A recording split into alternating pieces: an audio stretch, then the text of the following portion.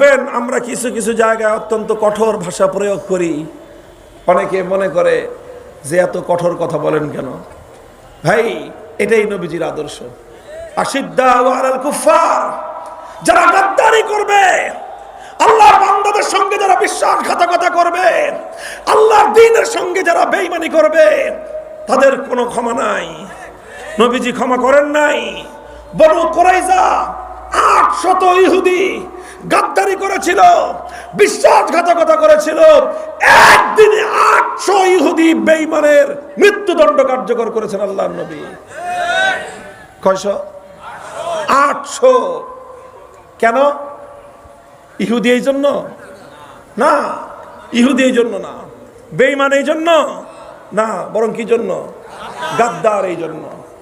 মনে রাখবেন, ইসলাম বেঈমানদের সঙ্গে অত কঠোর নয়, ইসলাম অমুসলিমদের সঙ্গে কঠোর নয়, ইসলাম হিন্দু বৌদ্ধ খ্রিস্টানদের সঙ্গে অত কঠোর নয়, ইসলাম ইহুদিদের সঙ্গে অত কঠোর নয়।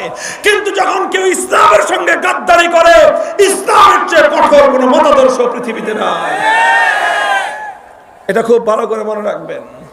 অনেকে নবীজির এই সকল আদর্শগুলো দিয়ে ইসলামকে কঠোর জীবন ব্যবস্থা সাব্যস্ত করতে চায়। তারা ইসলাম সম্পর্কে গণ্ডমূর্খের দল, গণ্ডমূর্খের দল। আমার নবী কোনদিন নিজের কারণে কারো কাছ থেকে বদলা নেন নাই, প্রতিশোধ গ্রহণ করেন নাই। নবীজিকে হত্যা করার ষড়যন্ত্র করেছে, নবীজি তাকে মাফ করে দিয়েছেন। অসংখ্য ঘটনা হাদিসের পাতায় পাতায় আছে, আছে না নাই? নবীজি ঘুমিয়ে আছেন, তরবারিটা ঝুলতেছে, হঠাৎ করে এক বেঈমান এসে তরবারিটা খুলেই তরবারিটা নামায়ে কোষ থেকে মুক্ত করে নবীর গর্দানের উপর ধরছে। নবীজি ঘুম ভেঙে গেছে, চোখ খুলে দেখেন উন্মুক্ত তরবারি নিয়ে শত্রু মাথার সামনে দাঁড়ানো। জিজ্ঞাসা করতেছে, মাইয়াম নাও কামিন্নি, হে মুহাম্মদ, এবার আমাকে তোমাকে আমার হাত থেকে কে বাঁচাবে? নবীজি শান্ত শিষ্ট কণ্ঠে বললেন, আল্লাহ। কে বাঁচাবে বলেন?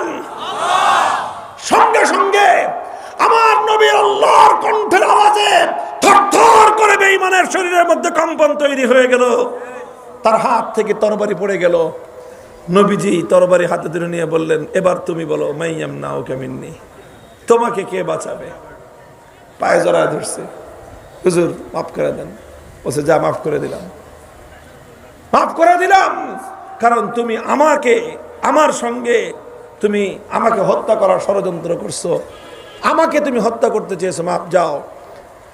কিন্তু আল্লাহর দ্বীনের সঙ্গে যারা গাদ্দারি করেছে, ইসলামের সঙ্গে যারা বিশ্বাসঘাতকতা করেছে, চুক্তি করে চুক্তি ভঙ্গ করেছে, ইসলামের দুর্দিনে পেছন দিক থেকে ছুরি মারার চেষ্টা করেছে, নবীজি তাদের সঙ্গে অত্যন্ত কঠোর এবং অত্যন্ত দৃষ্টান্তমূলক শাস্তির আচরণ করেছেন। এদিক দিয়ে সোনার মদিনা ইহুদি শূন্য হয়ে গেল।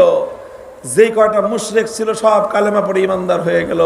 গোটা মদিনায় একটাও বেঈমান নাই, শুধু ইসলাম আর ইসলাম, ইসলাম আর ইসলাম। গোটা মদিনা শহর শান্তির শহর, গোটা মদিনা শহর ঈমানের শহর, গোটা মদিনার শহর ইসলামের শহর। নবীজি তো এবার ক্ষান্ত হবেন যে যাক, আল্লাহ পাক মদিনা শহরকে ইসলাম দিয়ে পরিপূর্ণ করে দিয়েছেন, এবার আমি থেমে যাই। কি বলেন? থেমে গেছেন আল্লাহর নবী? ক্ষান্ত হয়ে গেছেন? না, নবীজি বলেছেন, আমার মঞ্জিল আরো আগে, আমার গন্তব্য আরো আগে, আমাকে আরো অগ্রসর হতে হবে। 1400 সাহাবায়ে কেরাম নিয়ে গিয়ে গেলেন, উমরা করবেন, উমরা বাইতুল্লাহ তওয়াফ করবেন। মক্কার কুরাইশরা বের হয়ে আসলো হুদাইবিয়া, মক্কার বাহিরে উপকণ্ঠে। নবীজিকে বলল যে ঢুকতে দিব না। নবীজি বললেন, উমরা করতে আসছি, মারামারি করতে আসি নাই, উমরা করব, তওয়াফ করব, চলে যাব, কিচ্ছু করব না তোমাদেরকে, আমাদেরকে ঢুকতে দাও। বলল যে না, কোনোভাবেই ঢুকতে দিব না। যুদ্ধের পরিস্থিতি তৈরি হয়ে গেল। নবীজি ঘোষণা করলেন, আজ মক্কার কুরাইশরা এমন যে কোনো কথা বলবে যেই কথার মধ্যে আল্লাহর ঘরের সম্মান রক্ষা পাবে, আর বাকি যে কোনো ছাড় দিয়ে হলেও আজকে আমি ওদের সঙ্গে চুক্তি করব, সন্ধি করব। শেষ পর্যন্ত আল্লাহর নবী সর্বোচ্চ নমনীয়তা প্রদর্শন করলেন, সর্বোচ্চ ছাড় দিলেন। এত ছাড় দিলেন, এত ছাড় দিলেন, এত ছাড় দিলেন, নিজের আশেপাশের সঙ্গী সাথীরা পর্যন্ত রাগ হয়ে গেল যে হুজুর এত ছাড় দিলে কেমনে চলে? নবীজি বলেন, থামো, ছাড় দিতে দাও আমাকে, দেখো কি হয়। নবীজি অভূতপূর্ব ছাড় দিয়ে মক্কার কুরাইশদের সঙ্গে হুদাইবিয়ার সন্ধি করলেন, যেই হুদাইবিয়ার সন্ধির মাধ্যমে আল্লাহর পয়গম্বরের নবুয়তের 23 বছরের জিন্দগির সবচেয়ে বড় রাজনৈতিক সফলতা নিহিত ছিল। কি সফলতা বলেন? রাজনীতির কথা শুনলে তো মুখ দিয়ে আওয়াজ বের হয় না আপনাদের। আপনারা বলেন যে হুজুর অন্য কথা বলবে, রাজনীতির কথা বলে কেন? না, আমার নবী আল্লাহর পক্ষ থেকে যেই সকল দায়িত্ব নিয়ে দুনিয়াতে আগমন করেছিলেন, তার মধ্যে যেরকম মসজিদের ইমামতি ছিল, নবীজির দায়িত্বের মধ্যে যেরকম ভাবে উম্মতের তালিম, উম্মতকে শিক্ষা দেওয়া নবীর দায়িত্ব ছিল, উম্মতকে দাওয়াত দেওয়া, তাবলীগ করা যেরকম নবীজির দায়িত্ব ছিল, জিহাদের ময়দানে উম্মতকে কমান্ডিং করে যুদ্ধ নেতৃত্ব দেওয়া যেরকম আল্লাহর নবীর দায়িত্ব ছিল, ঠিক তদ্রূপ রাজনৈতিক নেতৃত্ব প্রদান করা আল্লাহর নবীর জিম্মাদারি ছিল।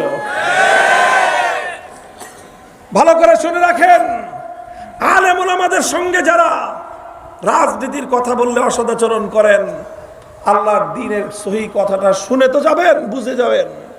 আমি আল্লাহর নবীর একটা হাদিস বলি আপনাদের কাছে, বুখারী শরীফের হাদিস, মুসলিম শরীফ, সমস্ত হাদিসের কিতাবের মধ্যে হাদিসটি বর্ণিত আছে। কানাত বনু ইসরাঈল তাসুসুহুমুল আম্বিয়া কুল্লামা হালাকা নাবিয়্যুন খলাফাহু আখার ওয়ালা নাবিয়্যা বাদি ওয়া সায়াকুনু খুলাফা ফায়াকসুরুন। নবীজি বলেন যে আমার আগে যারা নবী আসতেন, প্রত্যেকজন নবী তাসুসুহুমুল আম্বিয়া, তার জাতির রাজনৈতিক নেতা হতেন। কি হইতেন? এই মাদ্রাসার ছাত্ররা ভালো করে বুঝবা, সাধারণ মানুষদেরকে পরে আর একটু ভালো করে বুঝিয়ে দিও তোমরা। তাসুসুহুম শব্দটা এসেছিল সিয়াসাতু থেকে। সিয়াসাত কি শব্দ? কি অর্থ? হ্যাঁ, মাদ্রাসার ছাত্ররা বলো সিয়াসাত অর্থ কি? রাজনীতি। সিয়াসাত শব্দের অর্থই হলো রাজনীতি। বুখারী শরীফের হাদিস, কানাত বনু ইসরাঈল তাসুসুহুমুল আম্বিয়া, আগে উম্মতের রাজনৈতিক নেতৃত্ব দিতেন কারা? নবীগণ। কারা দিতেন? নবীগণ দিতেন। এক নবী চলে গেলে আরেক নবী আসতেন, তিনি আবার রাজনৈতিক নেতৃত্ব দিতেন। নবীদের হাতেই থাকতো রাজনৈতিক নেতৃত্বের জিম্মাদারি। সর্বশেষ নবী মুহাম্মদুর রাসূলুল্লাহ সাল্লাল্লাহু আলাইহি ওয়াসাল্লাম আল্লাহর পক্ষ থেকে মনোনীত এই উম্মতের রাজনৈতিক নেতা ছিলেন। শুধু রাজনৈতিক নেতা না, তিনি ইমাম ছিলেন, তিনি মুআল্লিম ছিলেন, শিক্ষক ছিলেন, তিনি দায়ী ছিলেন, তিনি মুবাল্লিগ ছিলেন, সব ছিলেন। সঙ্গে সঙ্গে তিনি রাজনৈতিক নেতাও ছিলেন, তিনি সিয়াসিও ছিলেন। আল্লাহর নবী বললেন, আমার পরে যেহেতু আর কোনো নবী নাই, সুতরাং রাজনৈতিক নেতৃত্ব দেওয়ার জন্য আল্লাহর পক্ষ থেকে নতুন কোন নবী আসবে না। ওয়া সায়াকুনু খুলাফা, এখন আমার পরে খিলাফত চলবে। এই খিলাফতের মাধ্যমেই উম্মতের ভালো লোকগুলো, উম্মতের আলেমরা এই উম্মতের সিয়াসত এবং রাজনীতির নেতৃত্ব দিবে। নবীর পরে সিয়াসতের দায়িত্ব নিলেন প্রথম খলিফা আবু বকর সিদ্দিক রাদিয়াল্লাহু আনহু। আল্লাহর নবীর পরে সাহাবীদের মধ্যে সবচেয়ে বড় আলেমের নাম আবু বকর সিদ্দিক, তিনি হলেন প্রথম নেতা। তারপরে সবচেয়ে বড় আলেম হযরত ওমর ফারুক, তিনি হলেন দ্বিতীয় নেতা, রাজনৈতিক নেতা। তারপরে হলেন সবচেয়ে বড় আলেম ওসমান গনি রাদিয়াল্লাহু আনহু, তিনি হলেন হযরত ওমরের পরে উম্মতের রাজনৈতিক তৃতীয় নেতা। তারপরে সবচেয়ে বড় আলেম হযরত আলী মুর্তাজা, তিনি হলেন উম্মতের চতুর্থ রাজনৈতিক নেতা। চার খলিফা উম্মতের সবচেয়ে বড় আলেম এবং তারাই উম্মতের সবচেয়ে বড় রাজনৈতিক নেতা ছিলেন। কাজেই যারা ওলামায়ে কেরাম নিজেদেরকে যারা নায়েবে নবী মনে করি, আমরা আলেম সমাজ যারা নিজেদেরকে আম্বিয়ায়ে কেরামের ওয়ারাসা, আম্বিয়ায়ে কেরামের উত্তরাধিকারী মনে করি, আম্বিয়ায়ে কেরাম মসজিদে ইমামতি করতেন, নবীর দায়িত্ব পালন হিসেবে আলেমগণ মসজিদে ইমামতি করবেন। আম্বিয়ায়ে কেরাম উম্মতকে শিক্ষা দিতেন, তালিম দিতেন। আলেমগণ উম্মতের জন্য নবীর উত্তরাধিকার হিসেবে উম্মতকে তালিম দিবে। নবীগণ উম্মতের মধ্যে দাওয়াত এবং তাবলীগের কাজ করতেন। আলেমগণ উম্মতের উত্তরাধিকারী হিসেবে, নবীদের উত্তরাধিকারী হিসেবে দাওয়াত এবং তাবলীগের কাজ করবে। সেই নবীগণ উম্মতকে রাজনৈতিক নেতৃত্ব দিতেন। সুতরাং আলেমরা যদি নবীদের পূর্ণাঙ্গ উত্তরাধিকারী হতে চায়, আলেমদেরকে রাজনৈতিক নেতৃত্বের জিম্মাদারি হাতে তুলে নিতে হবে। আলেমরা যদি রাজনৈতিক নেতৃত্ব দিতে সক্ষম না হয়, তাহলে নবীর সম্পূর্ণ পূর্ণাঙ্গ উত্তরাধিকার হবে না। হে সাধারণ মানুষ, আমি আপনাদেরকে এই কথাটা বলি, দেখেন, রাজনৈতিক নেতৃত্ব তো শুধু হুজুররা হবে না। সাধারণ মানুষ হুজুরদেরকে, আলেমদেরকে রাজনৈতিক নেতৃত্বের অধিকারী মানতে হবে। কথা বলেন ঠিক না বেঠিক? সাধারণ মানুষ যদি না মানে, তাহলে গায়ে মানে না আমি মোড়ল হবে? আপনাদেরকে মানতে হবে, মানতে হবে। হে আল্লাহর পয়গম্বরের উম্মতেরা, হে সাধারণ দিনদার ভাইয়েরা, আজ যদি নবীজি থাকতেন, নবীজির নেতৃত্ব আপনারা মানতেন। আজ নবী নাই, নবীর উত্তরাধিকারীরা আছে। তারা যদি আপনাদেরকে নেতৃত্ব দিতে চায়, আল্লাহর কসম খেয়ে বলি, নায়েবে নবীদের নেতৃত্ব যদি আপনারা না মানেন, সেই ক্ষেত্রে আপনারা ইসলামের বিধান পরিপূর্ণ অনুসরণকারী হলেন না।